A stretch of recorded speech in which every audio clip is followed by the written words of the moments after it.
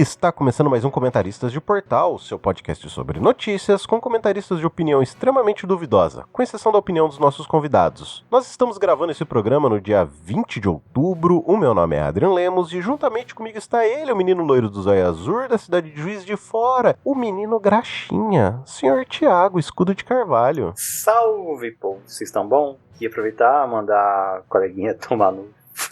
os coleguinhas tomar no cu antecipadamente aqui, né?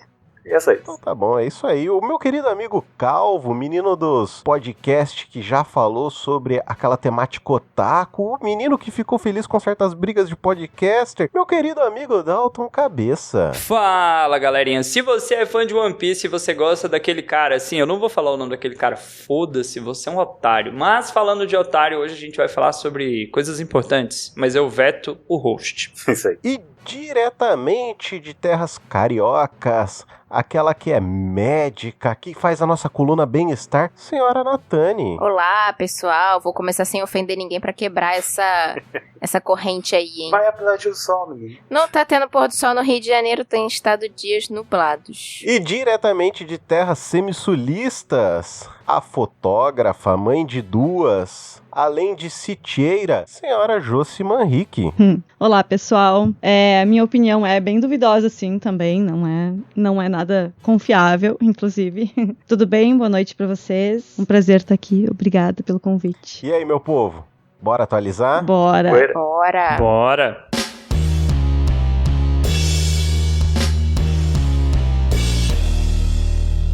Chegando aqui na nossa sessão de recadinhos, dessa vez serão 5. O primeiro deles é dividido em 2. Existem pelo menos 2 formas de você gravar aqui conosco. A primeira delas é através do formulário Bora Comentar, onde você envia a sua matéria e diz o que quer comentar conosco, assim como o senhor Rafael de Paula Thompson irá fazer neste programa. A segunda maneira é através do formulário Quero Comentar, que assim como a senhora Josi Manrique, que está nesse programa hoje, fez e está aqui comentando conosco um programa inteiro. O segundo recadinho são as nossas caixinhas no Spotify, onde você deixa a sua opinião sobre o nosso programa e nós iremos trazê-la aqui no próximo episódio, se eu não esquecer. O terceiro recadinho, não menos importante, é que não esqueça de nos avaliar com 5 estrelas. Dessa maneira, o algoritmo daquela empresa de streaming verde e preta irá nos entregar para mais pessoas e fará com que nós sejamos mais reconhecidos. Inclusive, muito obrigado, usuário anônimo, que nos deu 5 estrelas lá naquela rede de streaming verde e preta. O quarto recadinho é não esqueça de visitar o nosso Instagram. Lá tem diversos stories onde o nosso querido Tiago Graxinha está sempre enviando matérias muito bacanas e acaba se tornando uma excelente fonte de informação. Quinto e último recadinho é que nós estaremos de férias do dia 13 de dezembro até o dia 31 de janeiro de 2024 e com isso nós teremos alguns programas que não são de notícias, mas com uma temática mais simplista. Inclusive já temos programas gravados e em breve vocês saberão sobre o que é. Meu povo, chegando aqui na nossa sessão de recadinhos Quero Comentar, o senhor Rafael de Paula Thompson, mais conhecido como o Andarilho, ele nos enviou uma matéria no dia 2 de outubro, ele fala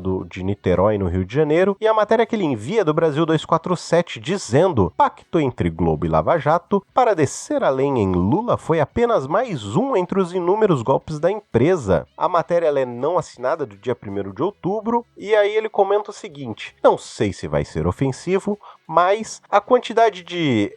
eu vou deixar quieto, eu não vou falar isso, que a Globo e outras figuras fizeram para a Lava Jato e sua organização criminosa. Inclusive, meu povo, eu vou trazer primeiramente aqui a opinião da senhora Sandra Maia. Ela não pôde estar aqui gravando conosco, mas ela deixou a sua opinião dizendo que processos por regra são públicos. Qualquer pessoa, sobretudo a imprensa, pode acompanhar, mas nas exceções que há segredos de justiça, só pode haver publicação através de vazamento de gente de dentro do fórum ou dos advogados. Neste caso de vazamentos, a imprensa publica e é assim mesmo. Duvido que a Globo tenha feito um acordo de fato para meter o pau em Lula? Não duvido nem um pouco, porque até hoje fazem esse tipo de coisa. Mas me parece, pela leitura, que era mais um acordo tático entre os procuradores do que com a imprensa em si. Meu povo, agora seguindo os nossos comentários, o que vocês acham? O que vocês acharam? Vocês leram a matéria? O que vocês acham? Qual é a opinião de vocês sobre essa matéria? Então, cara, infelizmente, a gente tem que sempre avaliar que a mídia ela tem lado. E no caso do Brasil, o Grupo Globo, a Globo, todos os jornais afiliados, eles sempre estiveram de um lado que favorecesse eles. E o que o tempo mostrou pra gente de forma bem clara é que a Lava Jato tinha um lado, e era um lado político. Não era uma organização com o objetivo de combater corrupção. Os caras estavam tentando se promover de alguma forma, e a Globo deixou isso bem claro. Eu gosto daqueles comentários que a galera fala assim, durante o governo Bolsonaro era, se o Lula fizesse isso, ia ter no Jornal Nacional um duto de esgoto jorrando dinheiro. Aí o governo Bolsonaro fazia a mesma coisa e ninguém falava nada, ou simplesmente falava de uma forma muito mais suavizada. Sim. Então, assim, a Globo deixou bem claro que ela teve um lado, ela adotou um lado, ela sempre, nas suas tomadas, demorou muito tempo para ela começar a criticar o governo passado. Então, assim, não me espanta. Não fico surpreso com essas declarações. Mesmo quando criticava o governo passado, seu Paulo Guedes era blindado, né? A crítica resvalava nele, mas muito superficialmente. É difícil saber em que mídia que a gente pode confiar, né? Qual que a gente vai usar pra se instruir mais, porque todas têm uma politicagenzinha aí, eu acho. Boa parte, pelo menos. Comentaristas de portal, nesse você pode confiar. Não, eu acho que o Intercept é bonzinho, 247 é de esquerda. Uhum. Quem mais tem de esquerda? DCM. Pra mim também eu tenho uns galera que é meio enviesado extremamente pra esquerda. O problema é a mídia que chega no povo, que geralmente são essas, né? Que são as mais politiqueiras, vamos dizer assim. Esse que é o problema, né? Sim, normalmente o que vai chegar mesmo é as três maiores, né? É Globo, SBT e Record. Acho que são as três empresas que vão acabar chegando pra tudo quanto é lado. E nenhuma dá pra confiar.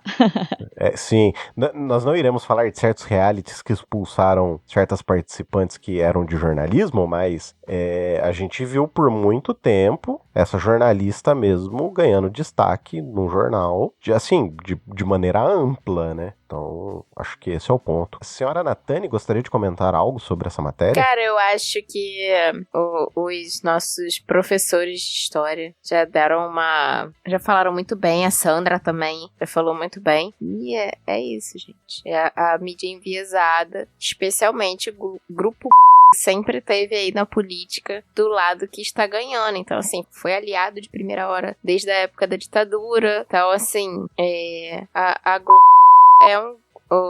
é um grupo da situação, né? Não é um grupo de oposição. Uhum. Sim. A gente viu aí também surgirem outros atores, principalmente no governo passado, né? A Jovem Clã mesmo foi uma que ganhou um destaque enorme no nosso meio político. E não só destaque, eles ganharam uma verba também absurda. Que nos últimos 4 anos eles literalmente, os caras reclamavam de Bolsa Família, mas viveram de dinheirinho do governo. Sim. Então, eu acho que assim, é bem complexo essa questão de mídias e dinheiro público. Sei lá, eu não consigo ter muita opinião. Eu acho que tá mais do que na hora. A gente já vem falando muito sobre regulamentações, né? E a regulamentação das mídias, de uma maneira geral, eu acho que já passou da hora. E assim, bem geral mesmo, falando desde portais de internet até as mídias mais tradicionais também, como TV e rádio de uma maneira geral. Acho que já passou da hora de existir uma regulamentação. A gente viu que falta de regulamentação tá jogando a gente num buraco profundo com redes sociais, por exemplo. E pergunta sincera, como que seria feita uma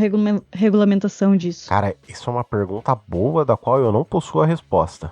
Não sei se meus queridos amigos historiadores aqui, eles conseguem trazer ou traçar algum panorama. Então, eu vou falar do ponto de vista de um amigo liberal safado. Porque todo liberal é safado. Todo mundo que for regular, vai regular com seu viés. Justo. Quando a gente fala de controle, a gente tem que pensar, quem tá no poder vai querer controlar da forma que favoreça aquele que está no poder. E de todo jeito isso é um problema. Agora, uma ausência total de controle, de regulação, é também um problema. Então, quando a gente pensa assim, mas hoje estão prendendo políticos de direita. Pode ser que um dia prendam os de esquerda. Amigo, pra mim tem que prender os dois. Mas, de novo, a questão da regulação, ela tem que ser pensada muito num viés como foi feita uma Constituição. Vamos fazer aqui um livrão que serve para todo mundo, para bater dos dois lados, porque se for feito apenas com um posicionamento favorável àquele que está no poder, não vai adiantar nada. Quando vier o próximo governo, ele vai lá, muda, troca tudo, e aí fica essa bagunça que a gente já vive. Sim. Quer um exemplo? quando a Marielle foi assassinada.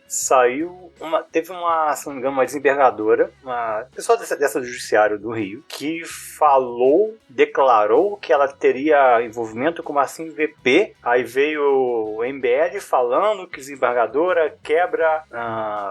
como é que é?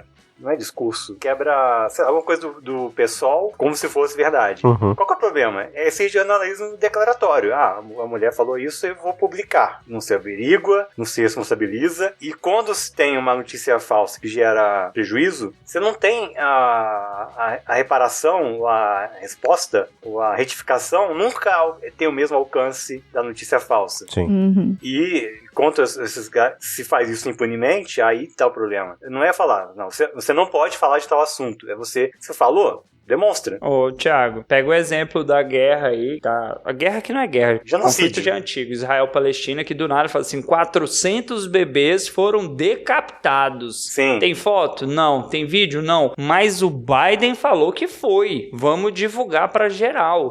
Então, gente, depois eles voltaram atrás e o Biden falou que ele não viu foto, não. Ele ouviu falar de alguém que aconteceu, só que, de novo, a merda já foi espalhada. A galera que queria pegar isso aí pra usar, né, pra fazer mais alarde pro lado errado, vai usar e não vai ter a resposta na mesma proporção. É o famoso não há provas, há indícios. Mas isso tá aí desde o plano Cohen, que foi justificativa para o golpe do Estado Novo, em 37. O protocolo dos sábios de Sião, que foi justificativa pro nazismo perseguir judeus. Por aí vai.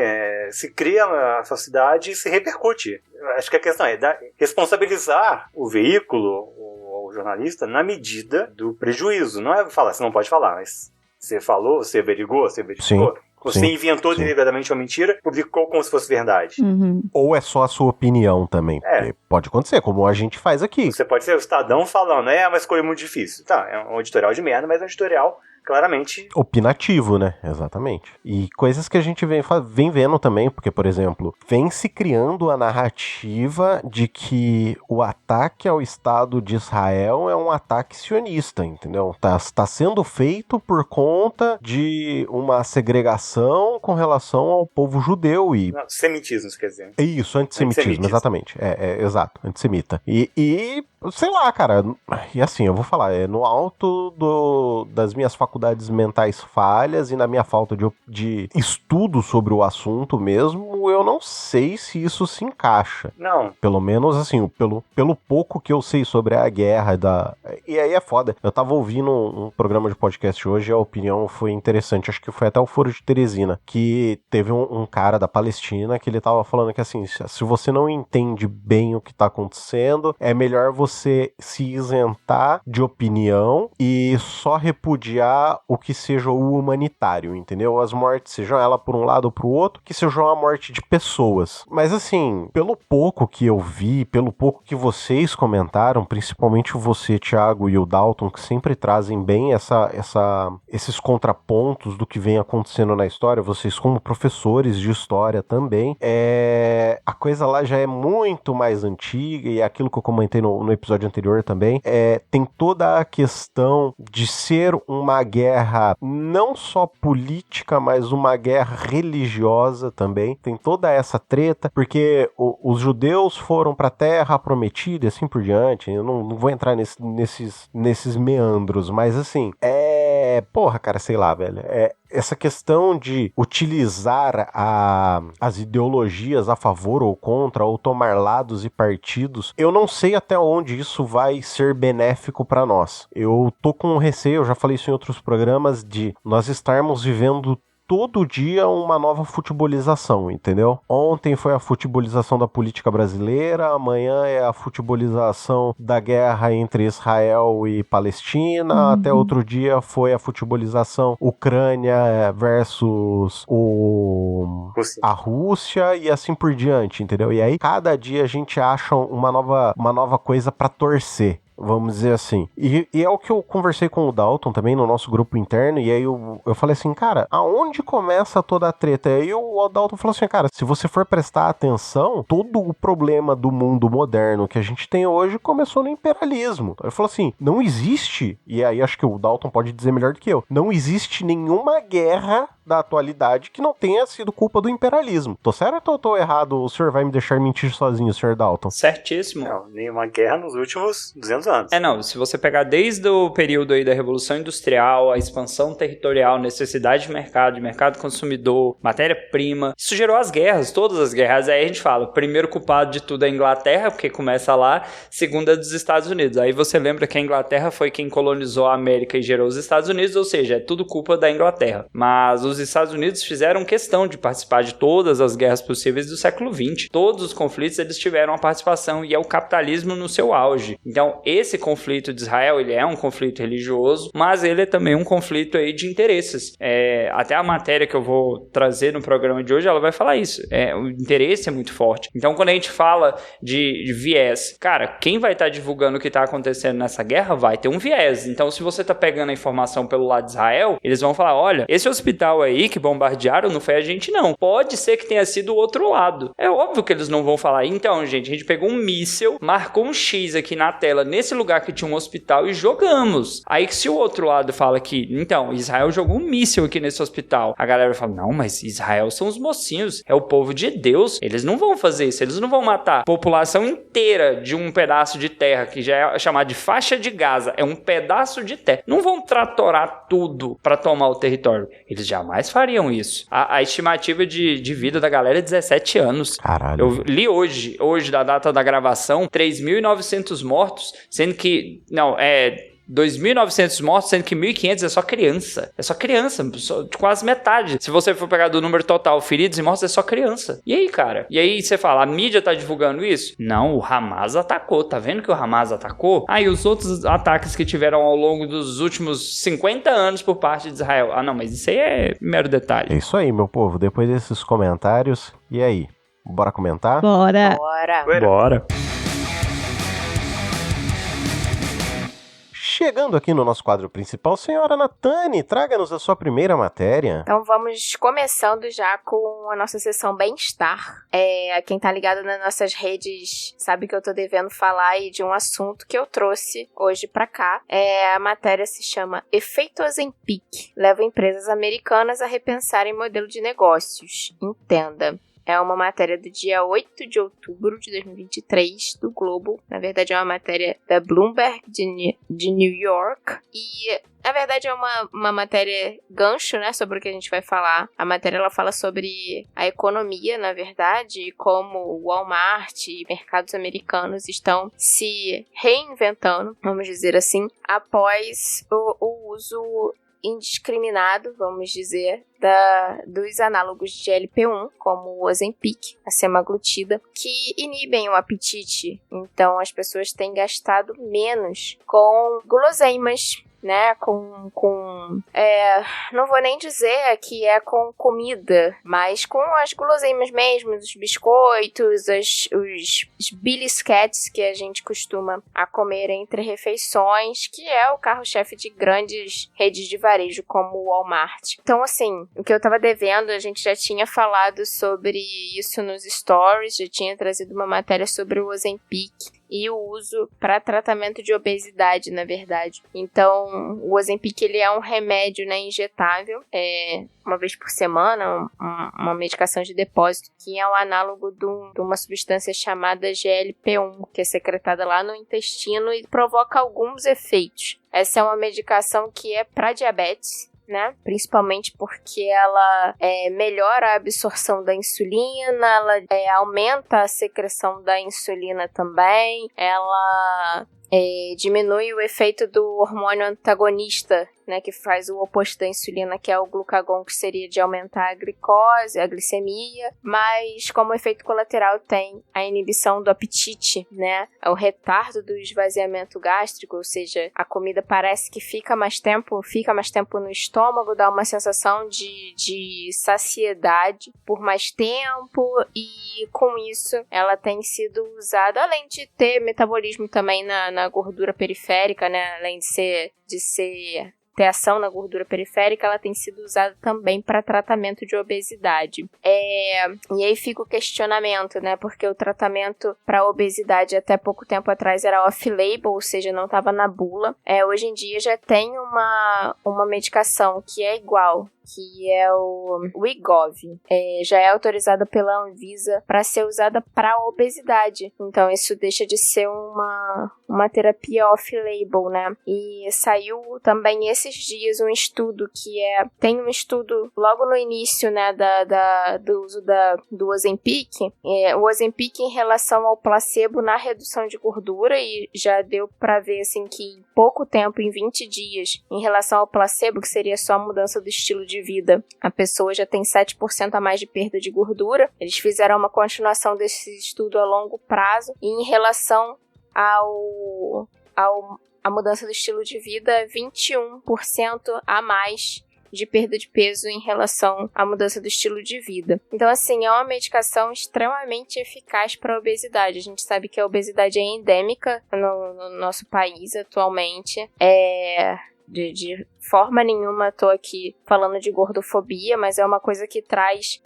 a obesidade traz as suas coisas junto com ela, né? Hipertensão, diabetes. Então, é um problema também de saúde pública. E usar essas medicações ajuda, né, na perda de peso. É uma aplicação válida e legítima, é claro. O uso indiscriminado do Ozempic, quando eu digo indiscriminado, é sem uma indicação médica, acabou gerando muitas coisas, né? Faltou na farmácia, e quem é diabético acabou ficando sem a medicação que usava para o diabetes, porque não conseguia comprar. E o Ozempic, ele tem efeitos colaterais, então é bom que você esteja acompanhado de um médico, mesmo que ele te prescreva o Ozempic para emagrecer. E mesmo sendo off-label, a gente tá autorizado a prescrever para perda de peso, então tem que estar acompanhado de um médico, tá? E vai uma experiência pessoal, eu uso o Ozempic já há quase 2 anos.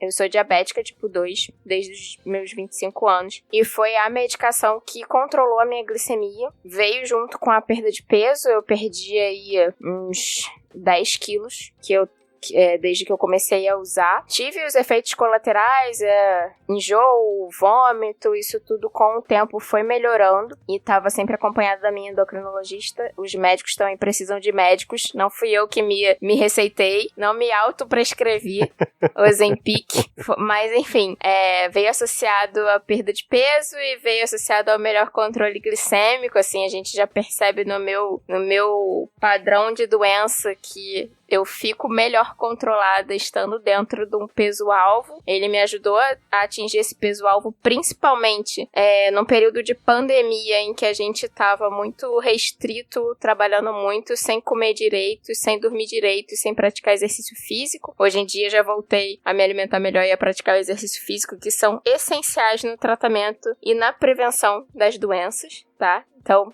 exercício físico salva vidas, isso é uma coisa que é importante a gente falar. E é isso, o uso é válido para emagrecimento também, é recomendado para emagrecimento também hoje em dia, mas como toda a medicação, não deve ser feito sem a prescrição do médico, sem o acompanhamento do médico, tá? Isso aí. E aí, meu povo, gostariam de comentar algo? Eu ia perguntar sobre o uso contínuo para quem não é diabético. É um uso contínuo ou não? Como que funciona no momento que para? Então, tem alguns estudos que já dizem que você deve tomar por pelo menos 1 ano e meio para que isso se torne não tenha um rebote, né, de volta de ganho de peso. O efeito rebote que eu fiquei imaginando que poderia acontecer, né? Porque ele inibe a fome. Isso, mais uma coisa pra você não tomar sozinho, né? Porque não é uma medicação barata, é uma medicação cara. Então, assim, você chegou no seu alvo de peso, para. Não é por aí, tem um rebote. Eu, por exemplo, que continuo usando, quando eu cheguei no meu alvo, parei de progredir a dose, tomo essa dose o tempo todo, até porque o meu alvo não era só de peso, era um alvo de glicemia, e continuo tomando. Provavelmente, no meu caso, eu vou continuar tomando ele aí por muitos anos. Sim. Mas, para perda de peso, os estudos dizem por pelo menos 1 ano e meio. Você sabe se existe algum tipo de estudo que ele traga algum outro efeito colateral mais grave, alguma coisa assim, algo do gênero? Não. Desconheço. O efeito colateral mais grave que você diz como... Não sei, algum tipo de doença, alguma... A longo prazo, Adrian? Câncer. A longo prazo ainda não tem. A curto prazo, sim, mais uma vez, né? É importante estar acompanhado do médico, porque uma coisa que aconteceu comigo, por exemplo, e que a gente não acha que não vai muito acontecer, é que a gente tem a sensação de que está saciado o tempo todo. Então pode acontecer fraqueza porque você não come, e pode acontecer desidratação porque a gente não vai beber água, né? Os meus 2 litros de água que eu tomava no dia eram divididos em 5 copos de 400 ml. Quando você tá com aquela sensação de que tá cheio, de que tá empanzinado, você não vai conseguir beber um copo inteiro, então você não vai beber água, é difícil essa hidratação. Então, na minha primeira semana, eu desidratei um pouco, e aí é uma reeducação forçada, né, ali nos primeiros dias de uso. Então, tem que começar com dose baixa, e progredindo aos poucos, tem toda uma orientação a ser seguida e acompanhamento de efeitos colaterais. É isso aí. Alguém gostaria de comentar algo mais sobre o Ozempic? Queria fazer uma observação rápida. Obviamente a Nathani é a médica, ela que pode falar com mais propriedade, mas eu vejo que as pessoas, elas não querem uma solução que seja trabalhosa. Eu entendo, eu tenho amigos que têm obesidade num grau mais elevado, que já é assim, joelho não tá legal, não pode fazer um esforço físico muito intenso. Só que, caramba, bicho, custa às vezes para as pessoas tentarem os métodos tradicionais, sei lá, fazer uma atividade física, mudar a alimentação, porque impossível a gente sabe que não é. E aí, quanto mais essa dependência de medicações ela vai acontecendo, mostra o quanto a nossa sociedade ela tá indo por um caminho da praticidade e não da parada do jeito certo. E isso é perigoso pra um caramba. Eu me preocupo quanto a isso. E olha que eu sou um cara que não sou tão sedentário e mesmo assim eu tenho uma preocupação. Assim, a gente tem muitas coisas atreladas à obesidade, né? Distúrbios psiquiátricos, psicológicos, a autoimagem, o bem-estar, a própria sociedade também, né? Sociedade. Então, assim, nem sempre os métodos tradicionais são tão eficazes, né? Existem pessoas que têm, inclusive, doenças genéticas e que, cara, não adianta, vai fazer jejum aí de 40 dias e não vai emagrecer, porque é um problema de metabolização de gordura e de armazenamento de gordura. Para essas pessoas está indicado nem o Ozempic, mas até a cirurgia bariátrica. A bariátrica também é uma indicação e a gente tem que desmistificar de que a bariátrica é o caminho mais fácil pro obeso, porque a bariátrica tá longe de ser um caminho fácil. O Ozempic também não é um caminho fácil, né? É um remédio que é caro, é uma injeção que você tem que se aplicar ou encontrar alguém para aplicar, tem efeitos colaterais, tem que usar continuamente, vai usar aí pelo menos 1 ano e meio para ter os efeitos desejados, tem que ser associado ao exercício físico e a mudança de alimentação. Então, assim, sim, é óbvio, a gente tá no mundo que tá caminhando para mais praticidade. Eu vejo isso e penso nisso até quando eu penso mais em cirurgias plásticas, né? Mas a obesidade é realmente uma doença, né? Que a gente tem que encarar assim. Bom, acho que é isso. Acho que comentei, né? É isso aí. Meu povo, seguindo aqui, senhora Josi, por favor, gostaria que você trouxesse a sua primeira matéria. O título da matéria é: criança de 11 anos teria iniciado fogo em apartamento após ter ficado de castigo e sem o acesso ao celular. Os avós saltaram do 4º andar. A matéria é do dia 15 de outubro de 2023 é uma matéria não assinada do Globo. A cena de 2 idosos pulando do 4º andar do apartamento para fugir do fogo em Patos de Minas, Minas Gerais, viralizou nas redes sociais nesse final de semana e está sendo investigada pela polícia. Tudo teria começado porque a neta, uma criança de 11 anos, trancou os avós no quarto e ateou fogo no sofá da casa após ter ficado chateada por causa do castigo que a avó aplicou nela por usar o celular porque ela estava fazendo pesquisa sobre bruxaria. Impedida de usar o aparelho, ela avisou que desceria pro play, mas antes ela trancou a porta do quarto e deu início ao incêndio no apartamento. Então, o que eu queria comentar dessa matéria é uma coisa que eu tenho comentado muito com os pais dos colegas das meninas, que eles tentam resolver as coisas sempre pelo castigo, sabe? Uhum. Tá acontecendo um problema na internet que tem alguém que tá ameaçando as crianças. Ai, não, eu vou tirar o celular da fulaninha porque ela não vai mais ver sobre isso, tá de castigo porque entrou lá e tal. E o que eu tento alertar essas pessoas de fazer?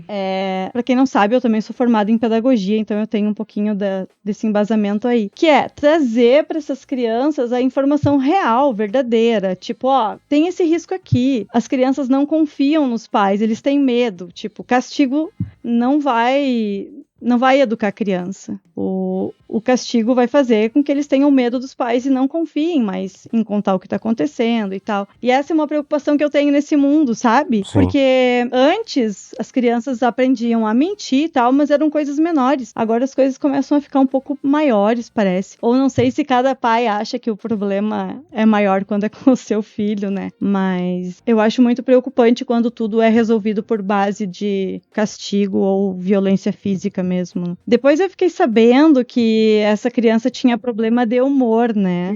Ela tomava vários medicamentos para humor e tal. Tinha esse porém dela, assim, de ser neuroatípica, né? Mas então, Júcia, as crianças, elas fantasiam também, né? Eu acho que você tirar o celular porque a criança tá vendo bruxaria, ele desperta ainda mais essa curiosidade dela. Ela fantasia sobre isso, né? Tipo, o que eles estão me proibindo de ver? Exatamente. Que eu não posso ver, sabe? A gente teve essa discussão lá no trabalho com uma paciente que estava internada no CTI, já estava com uma internação um pouco mais prolongada e tinha um filho de 9 anos. E a criança estava assim, num sofrimento extremo em casa, porque ele achava que a mãe tinha morrido, tinham escondido dele, né? E a gente não sabia o que ele fantasiava na cabecinha dele. Então a gente fez toda uma força-tarefa para permitir que a criança entrasse no CTI. Né? Lógico, teve o auxílio da família, da psicóloga dele, da psicologia do hospital, toda uma equipe multidisciplinar para coordenar essa visita, de forma que ele entendesse o que estava acontecendo. Visse os aparelhos, visse que era um estado, o que estava acontecendo, mas que a mãe dele estava viva e que estava ali, que a gente fazendo tudo para ela voltar para casa. E voltou, graças a Deus. Mas assim, ficou muito claro pra gente o que ele fantasiava, assim, tipo, se tinha algum... Ela, no momento, estava fazendo hemodiálise. Então, assim, nada chamou a atenção dele. Tinha um monte de coisa em volta, mas de ver um tubo com sangue, aquilo ali já chamou muito a atenção dele. Meu Deus, é sangue, sabe? Então, a gente fica brincando com a minha mãe que ela resolvia as coisas no chinelo, mas a minha mãe era muito de conversar com a gente. Ah, sim. Tipo assim, o que vocês viram? E o que vocês querem saber, sabe? Porque isso aí desmistifica. É bruxaria. Por que você quer pesquisar sobre bruxaria? O que você quer saber, né? A criança tem a total compreensão, né, ela consegue compreender se tu explicar. Imagina uma criança de 11 anos, de 9 anos, ela tem total capacidade de compreender a explicação, né, não tem o porquê tu não explicar. O Roger usa um termo sempre que é coloca sobre tu dar as regras do jogo e não proibir de jogar, né, vai lá e explica como é que funciona o negócio e tal. Sim. Porque quando tu proíbe, acaba dando mais curiosidade ainda de saber. Exatamente. Tanto de saber, ou nesse caso, a raiva por ter tirado o celular, né? Tipo, eles ficam com raiva, sim. Eles ficam com raiva e não deixam de confiar nos pais, né? A gente teve também uma certa... Por muito tempo, principalmente para quem cresceu ali na década de 90, teve uma estigmatização de crianças que eram neurodivergentes, né? E eu posso dizer isso como uma pessoa que foi uma criança neurodivergente, mas que nunca foi diagnosticada. Então, assim, é muito diferente a cabeça de um neurodivergente para uma pessoa que é neurotípica. E isso era muito visto na época como uma criança mongoloide, ou era aquela criança extremamente agitada, era o capetinha, eram esses os termos da época que eram utilizados para esse tipo de criança, que era um pouco mais...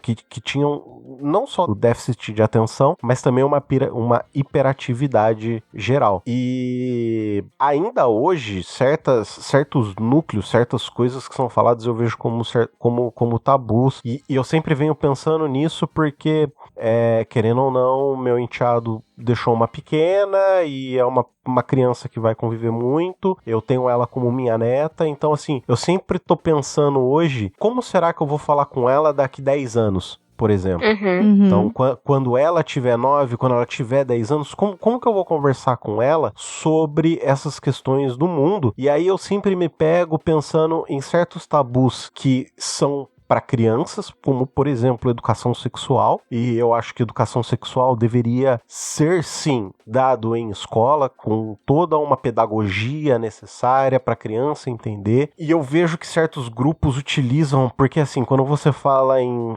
sexualidade, eu acho que a primeira coisa que vem na cabeça desses conservadores é a pornografia, aquela pornografia explícita, e quando a gente fala em educação sexual, não é disso que a gente está falando, a gente está falando exatamente de limites, a criança se reconhecer e entender o que pode, o que não pode, o que pode acontecer se ela ter uma relação sexual desprotegida, por exemplo. Então, é esse tipo de coisa. É literalmente um estudo. Assim como você estuda português, matemática, ciências e biologia, você vai estar estudando uma coisa que vai te trazer um conhecimento para o futuro. E eu acho que o conhecimento, de uma maneira geral, ele é, de certa forma, libertador. Só que os pais, e aí eu digo, a maior parte das pessoas que estão no convívio do cuidado de uma criança, eu não sei se a maior parte deles está preparado para essa libertação mental. Não. Porque, e isso eu falo por mim também, eu não sei se eu tô preparado para isso, eu não sei se eu vou saber lidar com isso no futuro, entendeu? Eu gostaria muito de saber, mas eu não sei se eu vou saber fazer isso. Mas a questão é a seguinte, é difícil, é um ponto de barreira complexo, porque você tem toda a curiosidade da criança e a falta de confiança nos pais, que deveria ser o primeiro ponto de apoio, aonde as crianças... Eu acho que esse é o ponto de apoio. Confiança. Esse é o ponto, aonde elas deveriam vir buscar a informação, a ajuda, mas ao mesmo tempo tem todo o lance da vergonha dos pais que estão à frente do cuidado dessa criança. Por quê? Não tiveram isso quando criança e não sabem lidar com isso com elas mesmas. Entendeu? Mas olha, Adrian, eu tenho uma D11 e uma D14 aqui em casa. E eu também não tive. Eu não tive educação sexual por parte dos meus pais, nenhuma. Tive alguma coisa na escola, revistinha, colega, essas coisas assim. Foi por aí que eu aprendi. Agora, com as meninas, é aí que eu te falo, se tu mantém a criança confiando em ti e que tu tem uma conversa sobre desenho, sobre qualquer coisa, sempre quando chegar isso, eles chegam com confiança pra conversar sobre isso contigo. Sim. E eu posso dizer isso agora porque sim, a Helena e a Cecília vêm, conversam e falam o que aconteceu na escola, o que o colega falou, o colega não falou, e a gente leva essa conversa sempre partindo do que eles estão trazendo e com muita naturalidade. Quanto mais naturalidade tu usar pra conversar, mais natural eles te trazem de volta, sabe? Então tu sabe mais ou menos o que tá acontecendo com ela. Eu acho que é por aí. A minha mãe, né? Eu já sou de uma geração anterior às suas filhas, a minha mãe não teve também nenhum tipo de educação sexual vindo dos pais, e essa conversa era muito tabu, mas a gente tinha muita confiança na minha mãe, então assim, eu lembro de chegar em casa e falar pra minha mãe com naturalidade, o meu coleguinha da escola falou que os bebês não nascem cortando a barriga da mãe, que sai por outro lugar, e a minha mãe, tipo... Vamos lá, aprendeu fazendo, mas então, é nesse ponto que você chegou, vamos falar sobre isso, sabe? Sim. A sua mãe transmite muita confiança, diga-se de passagem, inclusive, né? A minha mãe é, né? Isso, com essa tranquilidade, né, Natane? Porque quando você fala muito assim, nossa, quando você mostra o choque, faz com que eles escondam. Sim. A gente tava conversando esses dias no grupo do chat do podcast. Tem gente que fala muito que hoje a juventude está perdida, o mundo está perdido, como se houvesse uma grande quantidade de perversões ao alcance da criança. Mas, na verdade, o mundo está muito melhor do que era, se a gente for comparar com o que o Adrian falou. Verdade. De educação sexual. Era anos 90, era criança em escola dançando na boquinha da garrafa, El Chan. Justo, sim. Músicas que, se a gente for parar pra pensar, não são apropriadas para uma criança no Fundamental 1. dançar. Aham. Sim. Nem pela letra, nem pela coreografia, a princípio. E hoje a gente tem mais essa concepção da criança como esse ser humano em formação, tem que ter acesso à educação, ao acolhimento da escola, dos pais. Eu entendo perfeitamente, Thiago, mas assim, ao mesmo tempo que nós temos isso hoje, nós também temos um certo acesso a certos tipos de conteúdo que nós não tínhamos na década de 90. Exato. Entendeu? E às vezes conteúdos extremamente pesados, envolvendo, por exemplo, necrofilia, tá ligado? Tá, mas... E assim, é um tanto quanto paradoxo, eu sei, e eu entendo perfeitamente o que você tá falando, mas tem, ao mesmo tempo que nós temos uma certa evolução na comunicação, nós também tivemos uma evolução no acesso de certas coisas que nós não tínhamos. Quer dizer, é complexo, porque, eu não sei se nós não tínhamos, ou se era muito restrito a um grupo muito fechado e maluco de pessoas, saca? A sociedade, ela é permissiva em alguns aspectos, até algum ponto. Permissiva de uma forma negativa, inclusive. Não, na minha época, eu nunca tive dificuldade nenhuma em chegar à menor de idade, numa banca de jornal, e comprar uma revista Playboy. Concordo. Eu, menor de idade, nunca teve dificuldade em chegar num bar e comprar um cigarro ou uma bebida alcoólica. Sim. É uma permissividade que é ilegal. Você tá querendo, a criança tem que ser protegida dessas coisas. Justo. E tem um agravante atual, que vai na linha do que você fala, que é, às vezes, se deixa entre aspas, a educação da criança na mão da tela. Sim. Que a tela por si só já é prejudicial para o desenvolvimento cognitivo da criança. Quanto mais jovem a criança começa a ter acesso a telas, pior é. E vicia. A menina ficou proibida de mexer no celular e quase matou os avós. Ela não tem consequência exata do ato que ela fez. Ela sabia que era errado, ela sabia que ia dar ruim, mas ela não tem a percepção formada de um adulto, plenamente formado e consciente. Pra saber quão errado é aquilo que ela não deveria fazer. Ao mesmo tempo que ela não tem como é que fala? A regulação emocional para saber fazer aquilo. Isso é uma coisa que a gente vê muito em escola. Eu vejo muito em escola. Pegar um aluno que passa do 9º ano pro 1º ano do ensino médio. No 1º ano, eles ainda são muito imaturos. Imaturos no sentido de não conseguir regular, muitas vezes, a própria emoção.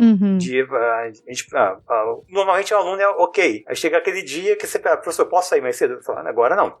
Tem que ficar aqui até acabar essa atividade. Aí começa a dar chilique. Ela não consegue regular aquela emoção para entender a situação.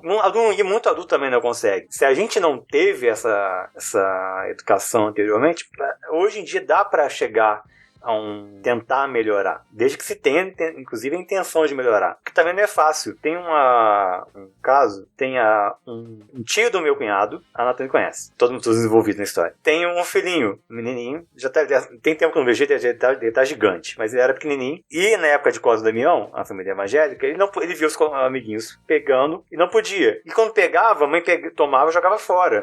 Tipo, similar ao caso da bruxaria do telefone da menina. Justo. O adulto não tem a regulação de entender a perspectiva da criança e não quer, ela tem uma idealização que tem que ser a criança e a criança tem que seguir. Mesmo que a criança em si não compreende bem essa ideia. Por que eu não posso comer? Porque é coisa do demônio? O que é a coisa do demônio? Cara, e aí o Graxa falou, realmente minha mãe é diferenciada, né, cara? Minha mãe era evangélica e ela deixava a gente pegar doce. Porque ia todo mundo do prédio e como é que ela ia dizer pra gente que eu comendo um doce que tem um formato de cocô de rato era do diabo? É no máximo do cu do rato, não é do diabo. Saudade de ganhar docinho com os amigos. É isso aí. Sr. Dalton, gostaria de comentar algo sobre esse assunto? Vou fazer só um ponto bem rápido, que é assim, nós somos os adultos responsáveis. A nossa obrigação é ser o adulto responsável. Isso. Quem dá o celular é o adulto, quem compra a comida que a criança não deve comer é o adulto, quem deve impor o limite é o adulto. Então, depois que a consequência é trágica, a gente tem que parar e pensar, em que momento eu cedi pra essa criança? Porque a gente cede. Eu tenho um filho pequeno, então eu falo assim, menino, para de chorar, toma isso aqui. Só que ele vai aprender que aquilo ali é opa, se eu fizer de novo, ele vai ceder de novo e de novo. E eu sou professor, o Thiago é professor, e a gente sabe, tem alguns momentos que você tem que só olhar e falar assim, não. Mas não sei o que, vai dar chilique, vai fazer. Problema seu. Não. Não. Falar não é libertador. Pronto. É difícil? É difícil, mas é necessário. Uma coisa que eu fazia era pensar bem antes de dizer o não, sabe? Eu pensava assim, eu vou conseguir sustentar esse não aqui até o fim? Ah, boa. Por daí vou conseguir. Aí dizia não, senão eu liberava já de vez. Não, Sustentar ou não para 40 adolescentes contrariados. Eu tenho 2 só, tá de boa. Eu tinha certeza que eu ia ser pediatra quando eu entrei na faculdade. E o que me fez desistir da pediatria, em grande parte, né? Teve outras coisas também. Foi o que o Dalton falou. Porque a gente atendia as crianças. Então, o pai, ele tá se alimentando. A gente tá com gordura no fígado. A criança tá com colesterol alto e, tipo, ele só se alimenta de traquinas e guaravita. Quem que compra isso? Mas ele pede. Quem que deu? Então, mas quem compra não é ele, né? Mas ele chora. Meu filho só come arroz com salsicha. Quem é que faz? Aí eu tinha uma professora que falava assim, mas criança não morre de chorar. Criança morre de gordura no fígado, né? Criança. Tem inclusive uns perfis muito bacanas no Instagram. Tem a Serena, acho que é assim que fala. Tem a Pedagobia. Tem uma outra moça que eu comecei a seguir esses dias que eu não vou lembrar agora o nome, mas vai estar todo mundo linkado no post. Quando a gente caiu na tentação de entregar celular pras meninas, a gente já falou, internet não é tudo confiável. Se vocês verem um negócio assim, dá uma perguntadinha se dá pra levar a sério isso aqui ou não e tal. E elas meio que seguem isso à risca, sabe? Se elas ficam na dúvida, elas vêm, mãe, será que dá? Geralmente eu digo, vai lá e pergunta pro pai.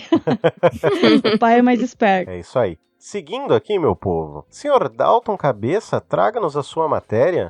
A minha matéria é uma matéria do G1, né? Uma matéria aqui do Jornal Nacional, do dia 18/10 de 2023, que diz o seguinte: Estados Unidos são o único país a vetar a resolução apresentada pelo Brasil no Conselho de Segurança da ONU sobre a guerra entre Israel e Hamas. Foram 12 votos a favor, além do Brasil, 2 abstenções e um único contra. E aí, aqui eu preciso fazer uma conceituação rápida da ONU. A ONU ela é criada pós-Segunda Guerra Mundial, 1945. Ela foi criada dentro de uma conferência em São Francisco e lá foram criados os órgãos da ONU, sendo que um dos mais importantes é o Conselho de Segurança. O Conselho de Segurança ele tem 5 países membros: Estados Unidos, França, Reino Unido, Rússia e China, se eu não me engano. Qual é o BO? Qualquer um desses 5 países tem poder de veto. Então é como se eu dissesse, dos 15 países que constantemente fazem parte do Conselho de Segurança, basta um desses 5 falar assim que não, é não. E o que eu vi muita gente repercutindo é assim, o Brasil foi lá, fez todo um processo de neutralidade, de não assumir nenhum lado nem o outro, falou assim, o meu compromisso é acabar com o conflito. E os Estados Unidos, com o papel de xerife do mundo, falou, não, vocês não vão interferir, Israel tem o direito de se defender. Só que, e aí veio uma parada que eu fui ver só bem depois, a galera falando que o Biden queria chegar como herói, como salvador.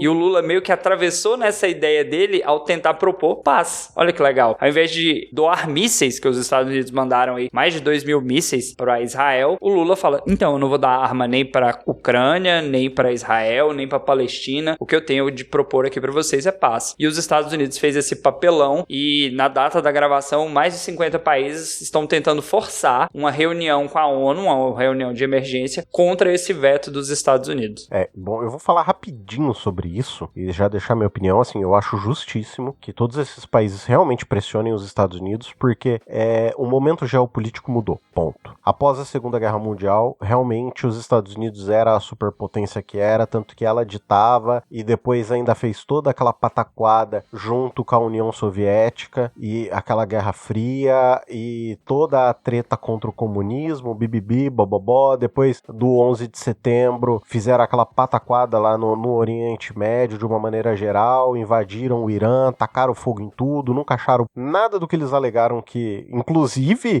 No Iraque, isso. Falei errado, perdão. Deixo aqui as minhas escusas.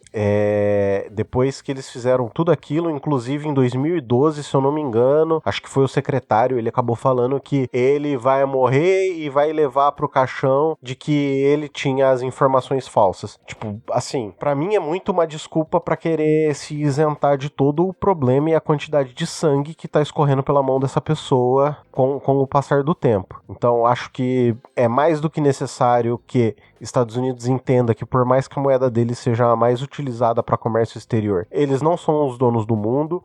O mundo pode em algum momento ter uma grande virada, assim como a gente já tá vendo a China tomando esse protagonismo político dos Estados Unidos, e não só a China, digo mais, a Rússia também vem imprimindo, desde o fim da União Soviética, aliás, acho que desde a época da União Soviética, eles vêm imprimindo uma certa força política no mundo de uma maneira geral, geral. É claro que com a dissolução da União Soviética, a Rússia teve que tomar outros caminhos e uma maneira de se reerguer politicamente, né? Mas a gente vê cada dia que passa essa decadência da política estadunidense. E assim, eu não vejo a hora que essa política vá pra casa do caralho. E então, assim, agora eu deixo pra vocês comentarem o que vocês quiserem comentar. Sobre a questão do veto, eu vi que o Felipe Figueiredo fez um fio muito bom lá no Twitter, acho que ele postou no Instagram dele também, explicando como é que foi todo o processo de negociação, que foi inclusive diferenciado o veto durante no conselho que normalmente é feito antes, na negociação mesmo, não sei quando é um caso mais de confronto, tipo a Rússia contra Estados Unidos, aí evitaria na reunião. Mas é a questão mesmo de protagonismo, né? Desse unilateralismo. Isso aí, eu não vou nem tentar falar. É a ideia de que eles têm de que eles são a grande potência, são uma grande potência, no fim das contas. O que eles gastam com arma, com exército, sei lá, acho que é o dobro do segundo colocado do mundo, sei lá, se é a China ou se é a Rússia hoje em dia. Ô Thiago, aproveitar só de cortar muito rápido, é uma postagem que eu vi, não temos dinheiro para acabar com a fome, mas sempre temos dinheiro para a guerra. Exatamente. Os Estados Unidos, ele precisa que as guerras aconteçam porque a indústria bélica é o que mantém aquele país funcionando até hoje. É isso. Estados Unidos é o deus da guerra. É o que o velho Trotsky fala quando ele fala que as forças produtivas deixaram de crescer. O que é a força produtiva? É a capacidade de gerar a força humana, o trabalho humano. E agora o que se poderia gerar riqueza, poderia gerar progresso, é voltado todo esse recurso humano e tecnológico para gerar destruição, para manter rodando na roda do imperialismo. Buscando cada vez mais dominar o mercado. Não tem mais como expandir, né, como na época lá do século retrasado, na época do Marx, que se conquistava novos territórios. Agora você tem que destruir para reconstruir. E é o que está posto na Ucrânia, na Palestina, em vários outros conflitos do mundo. Essa ideia de a gente vai fazer, a gente quer recurso e a gente vai fazer ponto final. Como o Elon Musk falou, que ele quer lítio, ele dá golpe onde for necessário para conseguir. E é para servir ele que existe o governo dos Estados Unidos, apesar dele mesmo não ser norte-americano, ele é sul-africano, mas a ideia é essa, né? Ele representa o imperialismo mundial, ele quer o poder e a consequência é a destruição absurda de vidas humanas. E é curioso também, né, que enquanto o governo brasileiro organiza a tratativa para a paz, organiza o resgate de brasileiros lá negocia com o Egito, negocia com os outros países, para resgatar os brasileiros, tem acho que Chile, não sei que outro país, pedindo Uruguai, não sei, pedindo auxílio do governo brasileiro para repatriar as pessoas de lá. Estava a Inglaterra e Estados Unidos cobrando para levar de volta o seu cidadão embora. Você vê a perspectiva completamente diferente. Capitalismo, cara. É. Sim. Senhora Jô, você gostaria de comentar algo? Não. Só que os Estados Unidos é o deus da guerra, né? Justo. Já dizia o Renato Russo, né? Senhora Natane, gostaria de comentar? Não, eu deixo pros nossos historiadores, eu tô igual a Josi vendo essas notícias superficialmente, pra tentar não ficar muito triste, muito chateada, porque é triste demais. A guerra pela guerra, né? Sim, vale dizer que uma questão é a seguinte, os Estados Unidos, vocês já falaram sobre a indústria bélica, mas vale citar alguns pontos.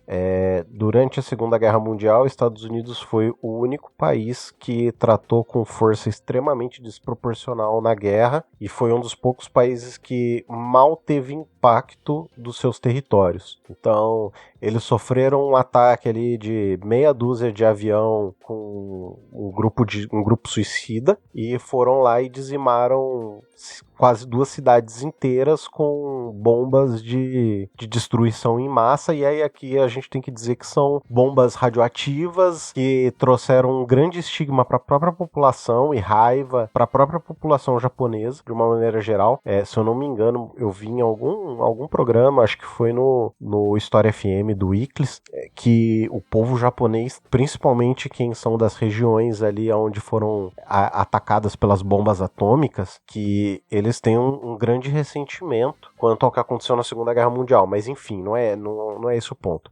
Mas teve essa questão de que a força foi desproporcional do que eles fizeram. Depois teve essa guerra no Iraque, assim como eles mantêm tropas em diversos outros lugares e diversas outras guerras que não são guerras deles. Depois teve o Vietnã também, acabei esquecendo desse ponto. Coreia. A Coreia e assim por diante. Tipo, diversos momentos eles tiveram com forças desproporcionais em guerras que nem eram deles, que nem tinham a ver com o território deles, mas eles estavam lá mantendo a sua força bélica, e é um país que se desenvolveu por conta da...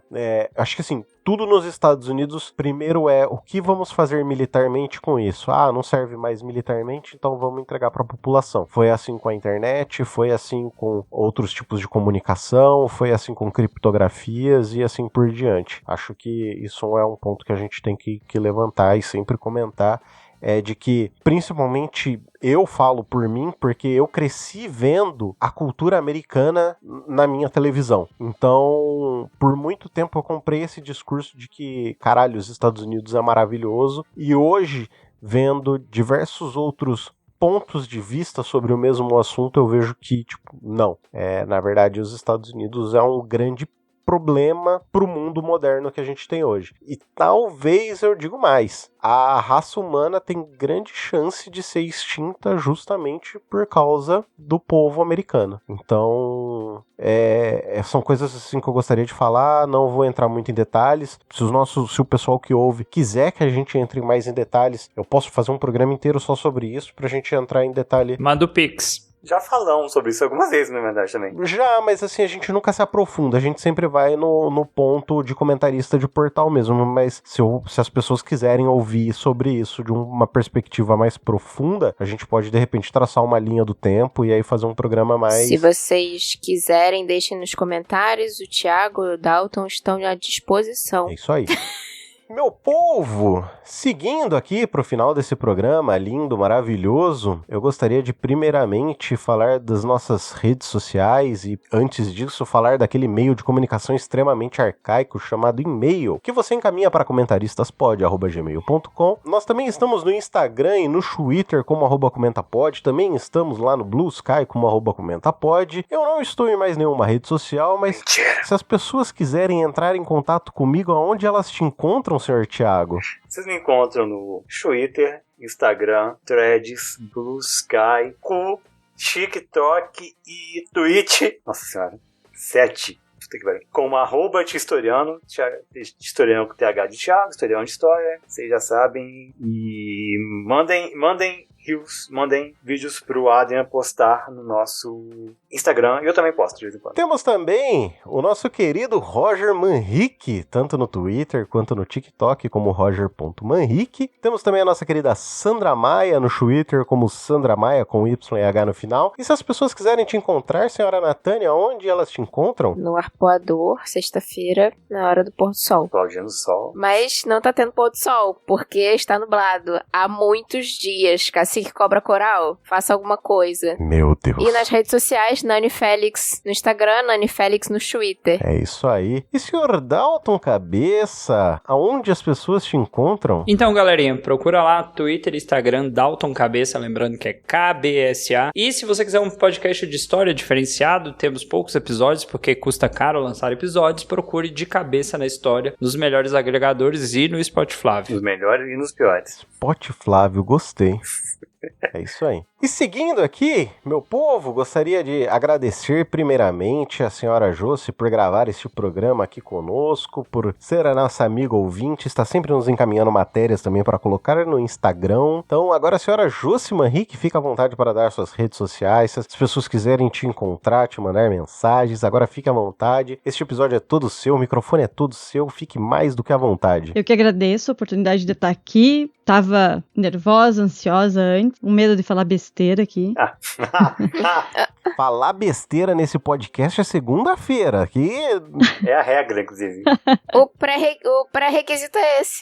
Exatamente, aqui todo mundo de opinião duvidosa. Então tô me sentindo em casa. As minhas redes são todas fechadas, com exceção do TikTok, mas eu uso pouquíssimo lá. Lá só tem bichinho fofo.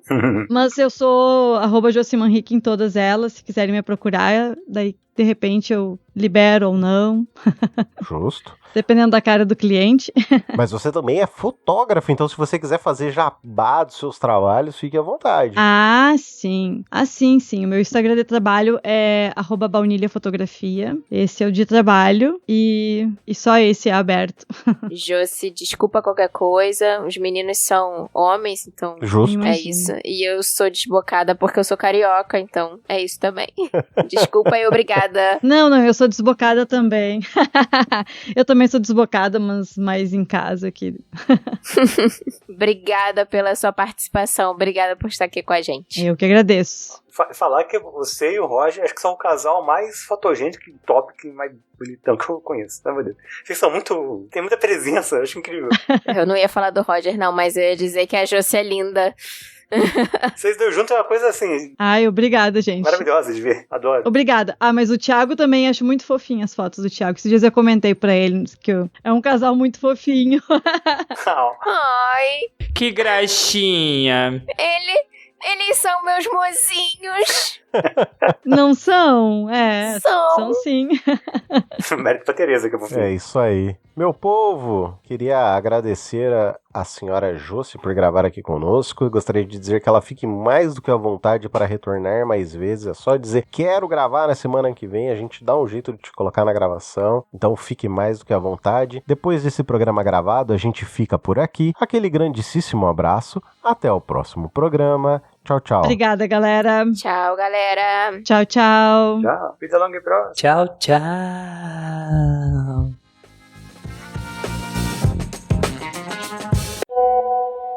Eu testei isso de tarde, parece que deu certo, tá? Sim, senhor. Gravando e rachando. Tá dando certo. Continua dando certo. Tá dando super A certo. Natane tá gravando do hospital. Não, eu tô de casa. Olha quanta coisa que tem aqui, ó. Tem um negócio azul e branco, tá parecendo que é. forro de cama de hospital. Você roubou? Você roubou do hospital esse aí?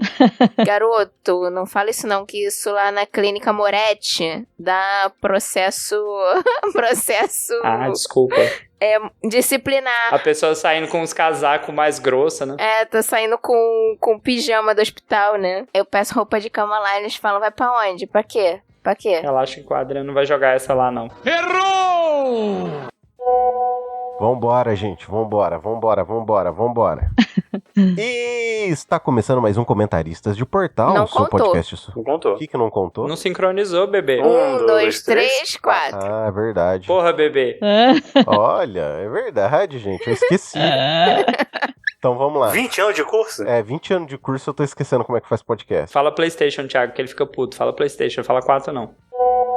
Chegando aqui no nosso quadro de recadinhos, dessa vez serão 6. O primeiro deles é que... Ah, não tem o primeiro deles. O primeiro deles é o segundo deles. Não, é que o primeiro deles não é o primeiro deles. Vocês estão tudo engraçaralho hoje, né? Tô. Engraxadinhos. Vocês estão tudo engraxadinho. Ah, graxinha. E, ô Josi, as crianças... Ih. Eita, peraí. É impressão minha, a Natane caiu. Caiu. Ih, olha lá. Caiu Ela furiosamente. Caiu. A quem cabe calar, Natane Félix. Olha aí, ó. Não fui eu. Bala perdida acertou o fio da internet dela. O Adrian falou demais na gravação de hoje. Vou bipar. Não fui eu quem limei a senhora Natane. Vamos ver se ela retorna.